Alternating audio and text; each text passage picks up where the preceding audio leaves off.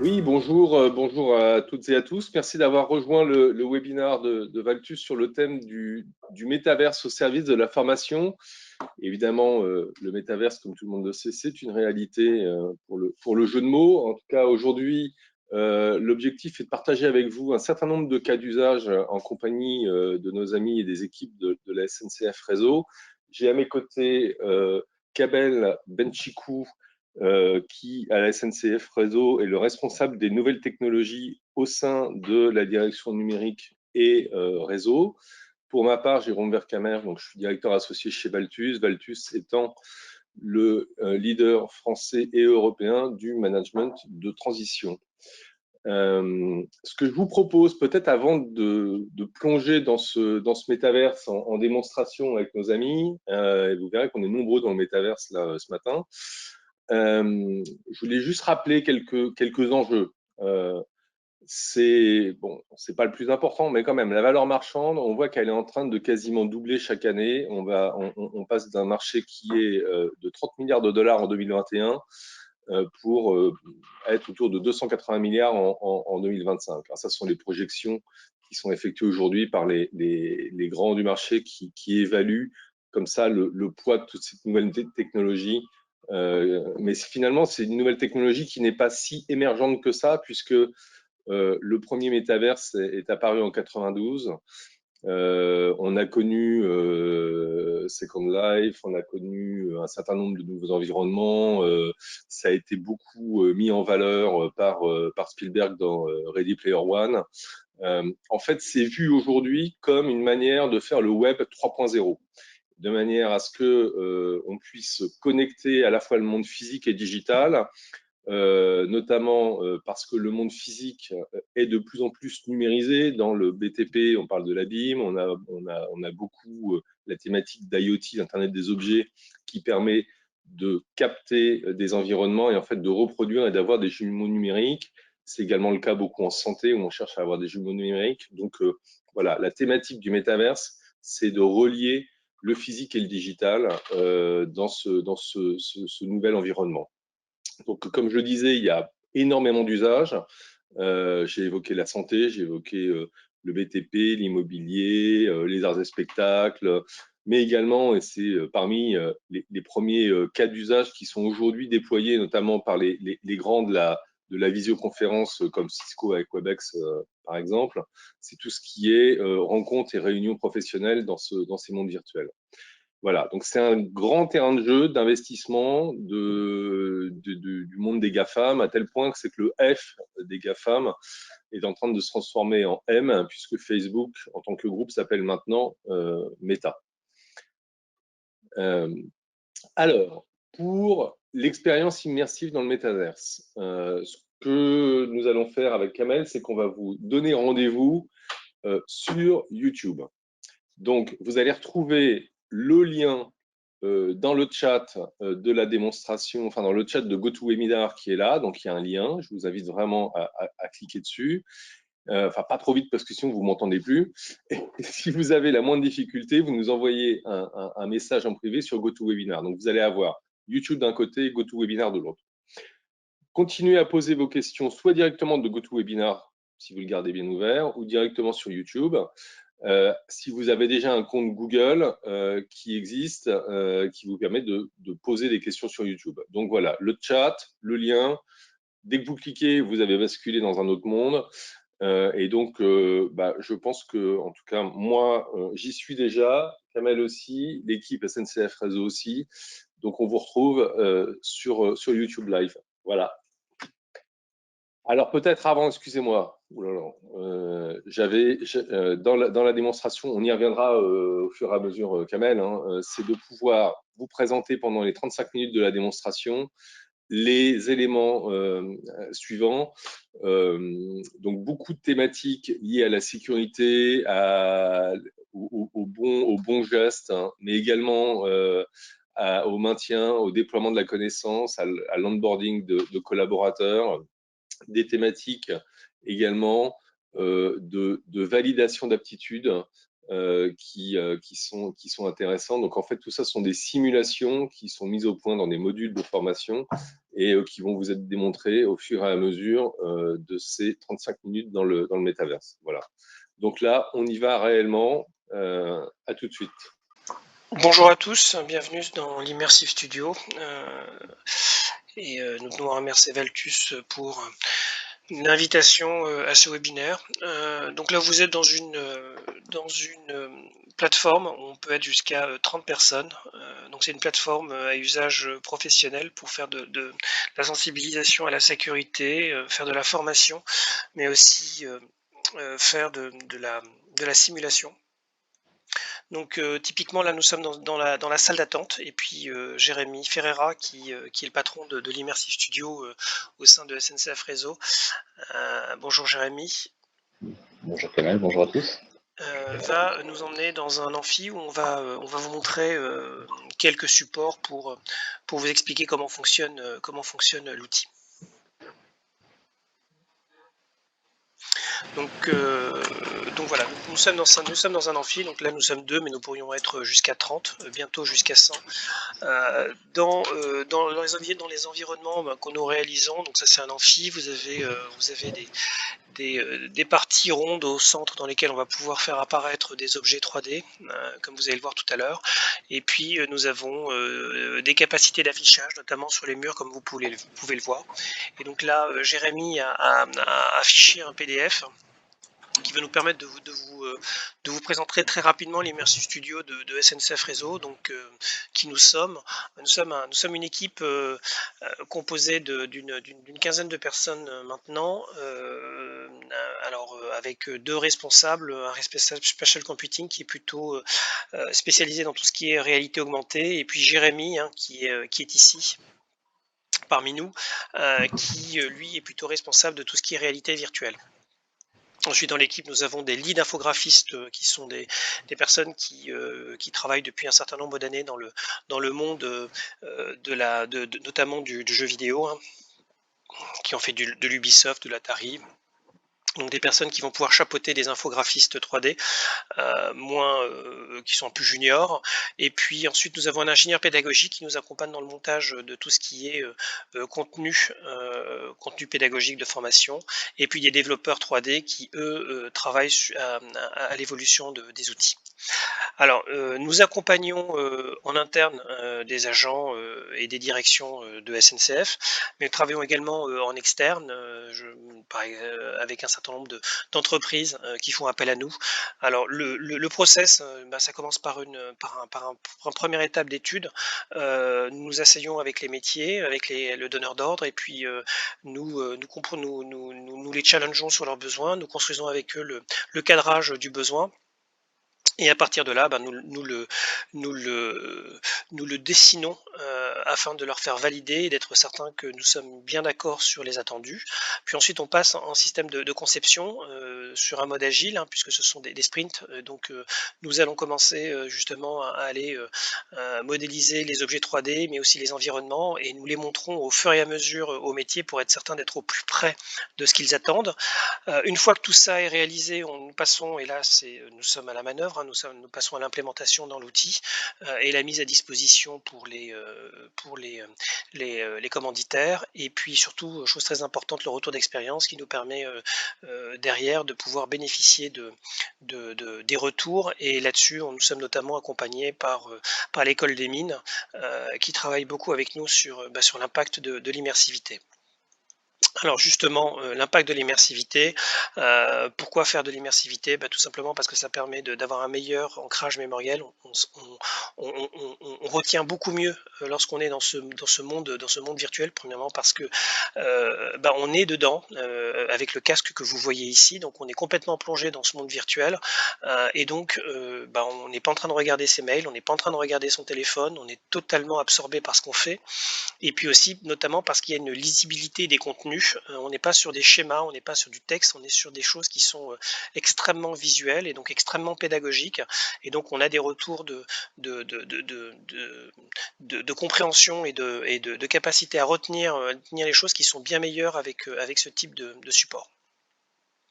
La plateforme collaborative dont je vous parlais, hein, comme vous voyez là, un certain nombre de personnes, on peut être jusqu'à 30 aujourd'hui sans plus tard. Et puis l'idée, c'est de pouvoir consommer du contenu.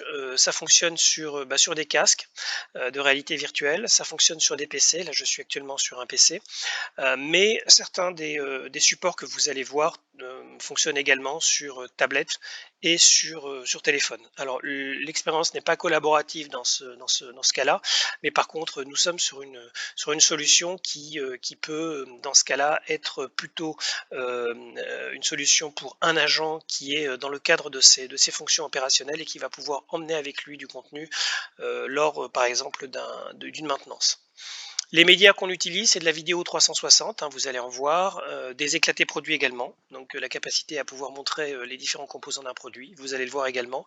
La vidéo interactive, on ne vous montrera pas cet exemple cette fois-ci, mais ça, c'est quelque chose qui est très intéressant puisqu'en fait, on va plonger la personne dans un scénario, puis on va lui demander de choisir, je vais me rapprocher un petit peu, hein, on va lui demander de choisir, excusez-moi, hop, on va revenir sur le PDF, et on va demander à la personne de choisir. C'est encore moi qui ai appuyé. Jérémy, est-ce que tu peux me remettre là? Merci encore. Je suis dessus. Voilà.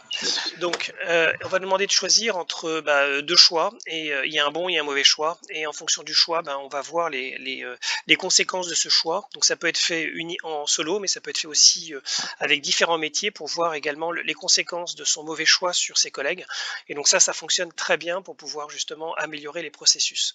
On a beaucoup d'environnements concrets, de toutes pièces en interne, et puis des médias traditionnels comme le PPT, le PDF. Là, on est sur un PPT, vous allez voir juste derrière une vidéo. Non, pas, excusez-moi, un PDF et en vidéo. Là, vous avez un PDF et vous allez avoir un peu plus tard des vidéos. Justement, on va vous parler juste après donc de pénibilité. Jérémy, si tu peux lancer la vidéo sur la pénibilité, s'il te plaît. Donc, je vais vous laisser découvrir ce qu'on réalise dans le cadre de la pénibilité, puis je commenterai juste après la vidéo. La technologie de motion capture qui est utilisée dans le cadre du module PRAP est une réponse à deux problématiques métiers présentes à la SNCF. La première est de diminuer le nombre d'accidents du travail qui sont générés par de mauvaises postures, notamment lors de la manutention d'objets lourds. La seconde est de conserver le savoir-faire lié aux gestes métiers malgré un contexte de départ à la retraite. Pour répondre à ces deux problématiques, nous avons donc utilisé des combinaisons équipées de capteurs qui permettent de digitaliser ces gestes métiers. Ceci a permis de capter le bon geste et de le mettre en mémoire, puis de comparer ce geste aux gestes qui ont été réalisés par des agents que nous avons équipés de cette combinaison. Les agents ont donc pu voir le delta existant entre leur posture et la posture nominale, et ainsi de comprendre les risques de blessures potentielles auxquelles ils s'exposaient. Par ailleurs, ces enregistrements nous ont permis de commencer à créer une encyclopédie des gestes métiers ferroviaires que nous allons conserver pour former les générations futures. Les gains seront une baisse de l'absentéisme par une diminution des arrêts de travail qui sont liés aux troubles musculo-squelettiques, mais aussi une digitalisation et une conservation pour transmission de ce savoir-faire pour les générations futures. Donc, comme vous pouvez le voir, en fait, via une combinaison, on atteint deux objectifs. Premièrement, enregistrer le geste parfait, enfin quasi parfait, qui est réalisé par le formateur, et ensuite l'enregistrer. Et ça, déjà, ça nous permet sur tous nos gestes métiers d'avoir une encyclopédie et de pouvoir prévenir les départs à la retraite et la perte de compétences qui peut être générée par des départs en retraite qui n'ont pas forcément été gérés au mieux. Et vraiment, le savoir-faire, c'est une des principales richesses de SNCF Réseau. Mais bon, là, vous avez du ferroviaire, mais ça peut être ces gestes et postures, on les retrouve dans les entrepôts, dans les usines, partout, dans tous les secteurs ferroviaires. Même ça peut être dans des bureaux par rapport à des problématiques de TMS. Ensuite, derrière, c'est prendre ce geste et puis aller sur le terrain, mettre la combinaison à des agents et faire que les agents fassent le geste tel qu'ils le font aujourd'hui. Et derrière, on est capable de leur montrer de manière factuelle le delta entre ce que eux réalisent et le bon geste, et donc d'être capable de leur expliquer pourquoi est-ce que dans 2 ans, 3 ans, 10 ans, ils vont se retrouver avec un problème au dos, un problème au genou. Et donc, comme c'est extrêmement visuel, extrêmement factuel, ça fonctionne très bien. Les gens comprennent parfaitement, et donc ça permet justement de prévenir justement toutes ces pathologies à long terme qu'on peut voir dans tous les métiers pénibles. dont font partie ceux de SNCF Réseau. Sujet suivant, Jérémy, si tu peux nous lancer Je vais tout ce qui passer est à la sécufère. formation. Ouais. Ouais, s'il te plaît. Donc le deuxième sujet, c'est tout simplement la formation à la sécurité via Traverser des voies par le public, Alors, je vous TVP. laisse écouter un petit peu, puis je commenterai après. Présentation. Dans certaines gares, où il n'y a pas de passage souterrain ou de passerelle, des TVP peuvent être installés à l'usage du public. Les TVP sont équipés d'un passage planchéié. Donc je vais baisser un peu le son. Donc comme vous le voyez, donc ça permet justement de former des personnes lors d'une formation initiale, d'une part aux infrastructures d'urgence, mais également tout simplement découvrir un environnement qu'ils ne connaissent pas, donc sécurité onboarding, mais derrière, et comme vous allez le voir, mettre en scène des situations de danger.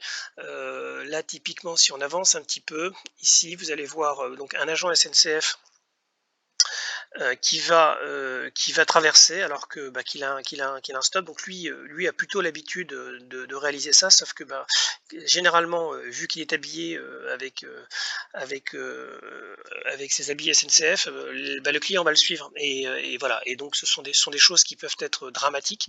Donc l'idée, c'est vraiment de manière très très simple d'avoir des modules de formation qui vont permettre d'emmener les personnes sur le terrain et de leur faire vivre justement à la fois les infrastructures, mais aussi les risques qui peuvent être encourus. Bien entendu, ce type de formations sont complétées par des formations alors tout d'abord par des QCM et puis ensuite sur des formations sur site. Donc là, typiquement, c'est un module c'est 15 modules d'ailleurs qu'on a réalisé sur le cheminement le long des voies. Voilà, donc je complète juste puisqu'on a l'impression que les cheminots ne respectent pas les feux de signalisation. Juste là, si l'agence permettait de traverser, c'était du coup le droit de traverser même si les signaux sont rouges. Oui, c'est bien de le rappeler. Merci Jérémy. Sujet suivant, Jérémy, si tu peux le lancer, s'il te plaît. Sur du verrou. Voilà, donc on continue sur le maintien de la compétence qu'on avait abordé tout à l'heure, notamment sur les gestes métiers. Donc là, c'est plutôt sur, si tu peux lancer l'animation, Jérémy. Donc là, on est plutôt sur un verrou électromécanique de 1949 qui équipe encore beaucoup, 80, c'est ça, 80 centres 80 postes d'aiguillage qui sont équipés de ce type de technologie. Voilà, et donc c'est une vieille technologie. La compétence sur la maintenance de ce type de verrou se perd, et donc on nous a donc demandé de créer ce module. Donc là, ce que vous avez sous les yeux, c'est l'éclaté du verrou. Ça permet de voir l'ensemble des pièces qui le composent, de voir comment elles s'agencent les unes par rapport aux autres. Et également expliquer pourquoi un problème de montage peut entraîner un dysfonctionnement. Donc ça, c'est très bien, ça permet de découvrir l'objet en lui-même, mais une maintenance, c'est à la fois un objet et également un savoir-faire, et donc c'est complété par la vidéo que vous voyez au fond. Et donc dans cette vidéo, on va traiter tout ce qui est plutôt geste et donc savoir-faire métier, et donc comment concrètement on gère cette maintenance. Donc hop, je vais rajouter du son. Pour commencer, n'oubliez pas de couper le circuit, utilisant les contacts de contrôle de verrouillage par le débranchement du conducteur. Voilà. Donc comme vous voyez là, quand on a besoin de vidéo, uniquement de vidéo, on met que de la vidéo puisque c'est complètement visible. Donc ça permet de suivre pas à pas tous les gestes métiers. C'est quelque chose d'extrêmement simple. On est à 30, on peut commenter le geste métier. Et donc vous voyez, on appuie sur les différentes étapes. Mais ensuite, là, comme vous allez pouvoir le voir ici, on va devoir utiliser par exemple ce type d'outil qui est extrêmement complexe, et donc la personne va devoir l'utiliser dans le verrou sans voir ce qu'il fait. Et donc l'idée, c'est de rajouter de l'image de synthèse pour lui montrer justement l'action qu'il a sur le verrou, ce qu'il doit mesurer comme cote, etc. Et pourquoi l'outil est donc fait comme ça, et pourquoi est-ce qu'on lui demande de tenir l'outil de cette manière-là. Donc on apporte du sens à son geste métier, et à partir du moment où la personne a compris pourquoi est-ce que son outil avait cette forme-là, et comment et pourquoi est-ce que il devait justement le placer à cet endroit-là et mesurer telle ou telle cote, on a apporté du sens à son travail et donc du coup on optimise justement tout cet ancrage mémoriel. Très bien. Jérémy, si on peut passer à la scène suivante, s'il te plaît. Donc le cas suivant, c'est mélange plusieurs choses. Donc c'est une sous-station électrique. Donc la sous-station électrique, Jérémy, je te laisse la présenter rapidement. Tu es toujours plus doué que moi pour le faire. Donc ça commence je ici. suis pas un expert, mais je vais vous donner les grandes lignes. La sous-station, pour ceux qui ne connaissent pas, c'est un type de site dans lequel on va transformer l'énergie électrique de la très haute pour tout ce qui est distribution vers une tension plus basse. En l'occurrence, c'est là qu'on va réduire les tensions électriques pour aller de 90 000 volts vers du 25 000 volts dans cet exemple. Et voilà, donc, ce qu'on peut voir sur cette... Vas-y, Kamel, je t'en prie. Non, vas-y, si tu veux y aller, vas-y, rapidement.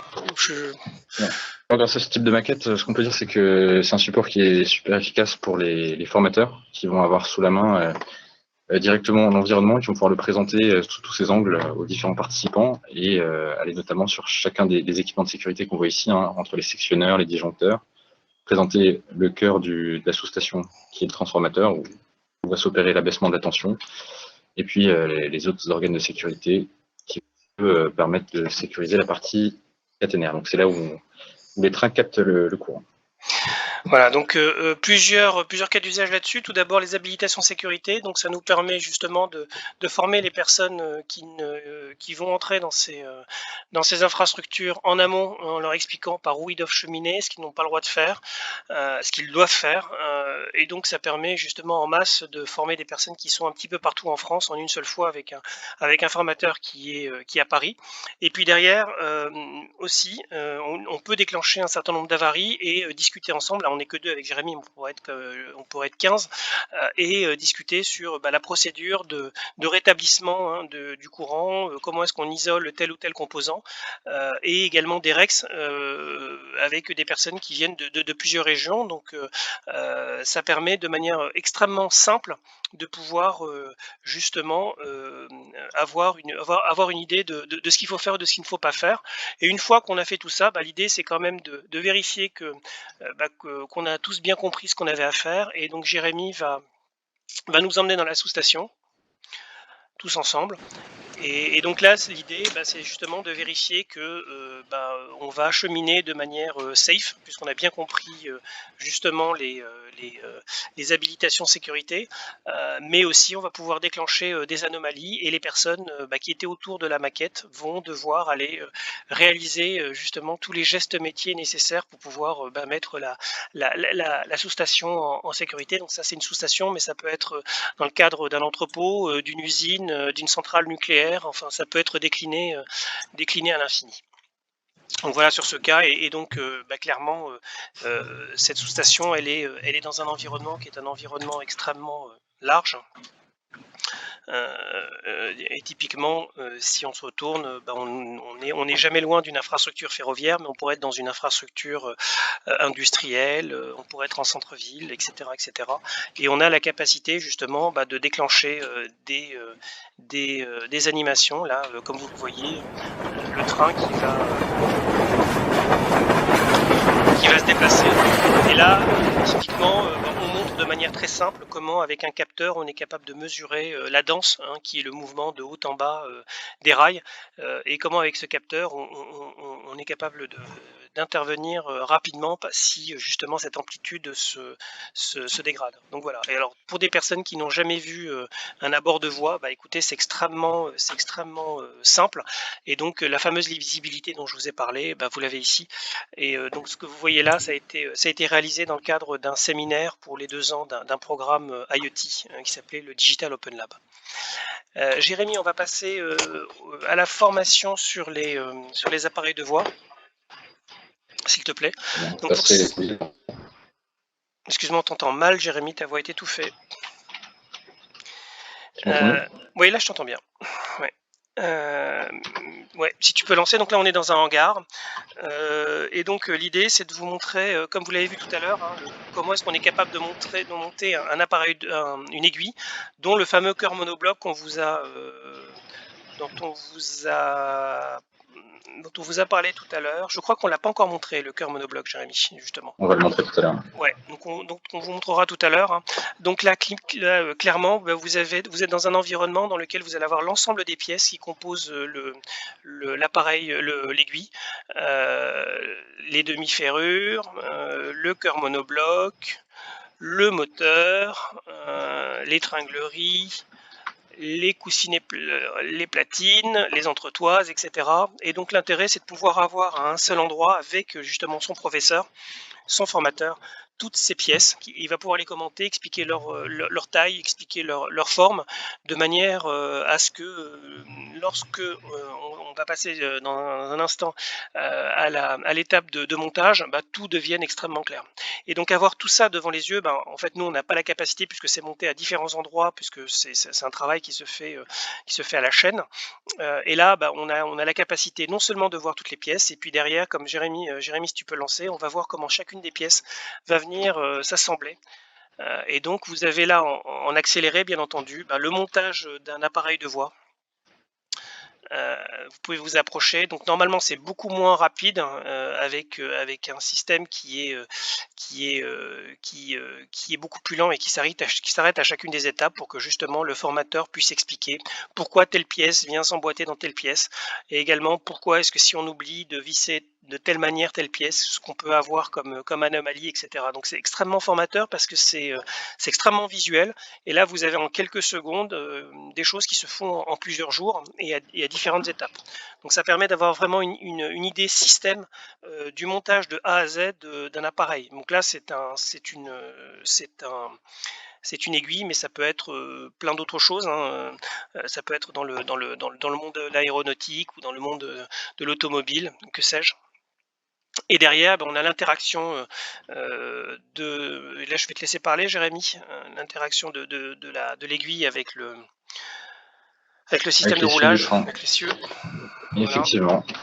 Donc, excusez-moi. Un aiguillage, vous savez, ça permet d'aiguiller un train tout droit ou à droite. Donc là, on va montrer de manière très visuelle, grâce à ce type de support, comment, grâce au moteur, on va pouvoir guider des lames flexibles qui vont permettre, quand on bouge comme ici, de faire passer le train tout droit.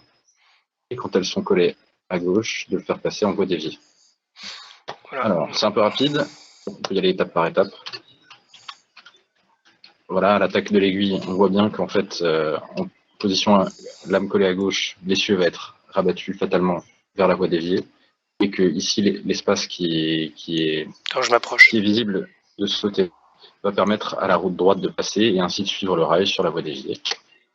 Donc, on passe en étape suivante. On voit qu'on arrive à l'intersection proprement dite de l'aiguillage. C'est ici qu'on a une lacune au niveau du cœur, lacune qui peut déstabiliser le train, et c'est pour ça qu'on a à gauche un contre-rail qui va permettre de garantir la stabilité du train. Bon, bah écoute, merci Jérémy. On va passer à tout ce qui est reconnaissance d'aptitude au transport. Si tu peux nous faire apparaître le wagon. Donc la reconnaissance d'aptitude transport, c'est un geste métier qui se fait avant départ de chacun des wagons, et qui consiste à vérifier que le wagon va correctement freiner tout au long de son trajet. Et donc pour ça, il y a une vérification d'un certain nombre de dispositifs de freinage. Et donc pour ça, on commence d'abord pour montrer les différents composants du dispositif de freinage. Jérémy, si tu peux nous les montrer, parce que je peux passer sous le train, mais c'est quand même beaucoup mieux si tu... Voilà, merci beaucoup. Merci de l'avoir soulevé. Et donc du coup, là vous voyez, hein, vous avez la boîte à essieu, les suspensions primaires, les patins, etc. Et donc ça permet justement de voir et d'avoir une bonne idée de ce qui doit être vérifié avant le départ du train. Donc là c'est purement visuel, avec un système d'éclaté. Et puis derrière, Jérémy, si tu peux nous emmener sur le terrain, on va justement faire la simulation de la reconnaissance d'aptitude au transport. C'est parti. Vous êtes agent de manœuvre et vous avez pour mission de réaliser un essai de frein complet et de vérifier les attelages de la rame de 8 wagons. Pour cela, pointez les endroits où vous avez des actions à réaliser. Voilà, donc comme l'a dit Enora, on va avoir un certain nombre d'objets qui vont être cliquables. Certains devront être cliqués, d'autres ne devront pas être cliqués, donc il ne faut pas se tromper. Donc typiquement, les patins, par définition, donc Jérémy, vas-y, tu m'aides, les patins doivent être tous... vas-y, fais le deuxième. Et ensuite, il y a un certain nombre de composants qui sont abîmés. Donc ça, des patins... oui, vas-y. Ah, une anomalie. Là, typiquement, un marchepied qui est tordu. C'est ça, marchepied tordu, encore patin. Donc il y a à la fois les patins qui doivent être tous contrôlés, mais derrière il y a un certain nombre d'anomalies d'infrastructure qui doivent empêcher le train de circuler. C'était quoi ici, Jérémy, sur l'anomalie? Ici on a un problème sur la suspension qui est tordue. D'accord, donc suspension tordue. Jérémy, tu continues, les patins, hop, typiquement, allons-y. Voilà, je te laisse faire, hein. Tu étais beaucoup plus doué que moi. Ah, une autre anomalie. Voilà, donc l'idée, la personne, donc on modifie les anomalies de manière à ce que les personnes soient bien concentrées et ne n'oublient pas. Et donc on les met dans des situations, là typiquement il y a du ballast, Jérémy, hop. Voilà, et donc les personnes doivent être capables, un marchepied, doivent être capables d'identifier des choses qui devraient empêcher le train de partir. Donc bon, ils ont un temps limité, hein, puisque le train doit partir à l'heure, donc voilà, ils peuvent pas passer 2 heures à le faire. Voilà, donc là on a un volant qui est tordu. Très bien. Continue. C'est parfait. On est bientôt arrivé, Jérémy. Bon, comme tu connais tout, ça va super vite, c'est super agréable. Ah, c'est quoi? Ah, on voit qu'un train passe derrière nous.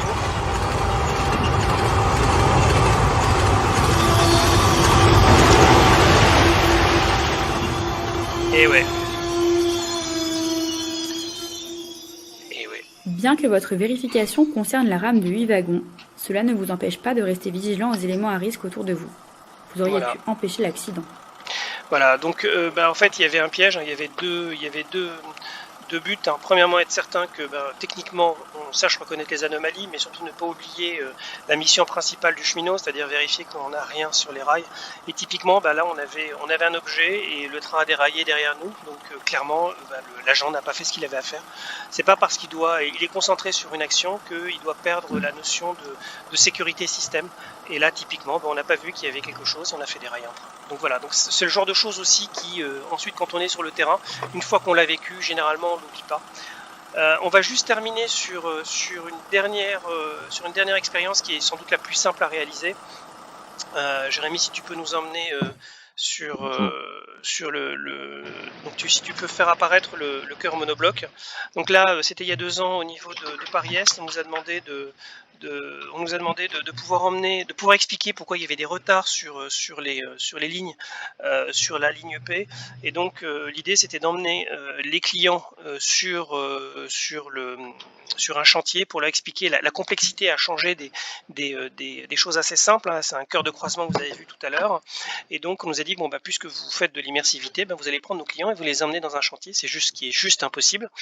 Donc on a fait quelque chose de très simple. On a commencé déjà par leur montrer à quoi représentait le cœur monobloc. Hein. C'est ce qu'on a vu tout à l'heure, mais là vous le voyez de plus près. Ensuite, on leur a dit, on va vous montrer où est-ce que va avoir lieu le chantier. Jérémy va nous faire apparaître la carte. C'était où, Jérémy? Je me souviens plus très bien. C'était à Château-Thierry. C'est ça, voilà. Donc l'idée c'était qu'ils s'y retrouvent un petit peu. Donc on avait un départ de résine ici. Donc la résine c'est l'engin qui va transporter le cœur monobloc. Et puis l'idée c'était de l'emmener ici sur le chantier. Et donc de manière très très simple, on a disposé 10 casques sur le parvis de la gare de l'Est. Et puis on a emmené nos clients, nos usagers directement voir à quoi ressemblait un chantier. Donc Jérémy, si tu peux nous emmener. Je lance la vidéo. Voilà, donc ils avaient des casques, donc c'est beaucoup plus immersif que ce que vous allez vivre, mais c'est très simple à faire. Et là, typiquement, les clients étaient sur le chantier, en train de voir avec un spécialiste qui leur expliquait chacun des gestes métiers, beaucoup mieux que ce que je pourrais faire. Et donc, vous voyez que pour simplement changer cette pièce, regardez le nombre de personnes qui sont nécessaires. Donc là, il y a le geste métier, il y a les missions de chacun et tout ce qui est sécurité. Et on en a profité également pour pouvoir rajouter des chasses au risque, puisqu'on a demandé au monsieur qui est ici, qui est l'annonceur, qui est censé normalement être équipé, avoir un casque et puis regarder les trains arriver pour prévenir ses collègues, de tout simplement ne pas être dans son rôle. Et là, typiquement, c'est la chose la plus simple à identifier. Là, il a les mains dans les poches, il n'a pas de casque, il regarde ses collègues, voilà. Et donc, ça permet de rajouter des cas où les gens ne vont pas respecter justement ces gestes de sécurité, de faire une chasse au risque et de vérifier que les personnes qu'on va mettre dans cet environnement vont pouvoir identifier tous ces défauts de sécurité et derrière on revient dans l'amphi, Jérémy, et on va pouvoir tous ensemble débriefer sur ce qu'on a vu et ce qu'il aurait fallu faire. Voilà, donc on vous a fait très rapidement une présentation de plusieurs supports qu'on utilise. Il y en a bien d'autres, mais bon, en 35 minutes, c'est compliqué. J'espère que j'ai pas trop dépassé le temps imparti. Et puis, je vous propose de nous poser des questions par la suite. Merci à tous, à bientôt, au revoir.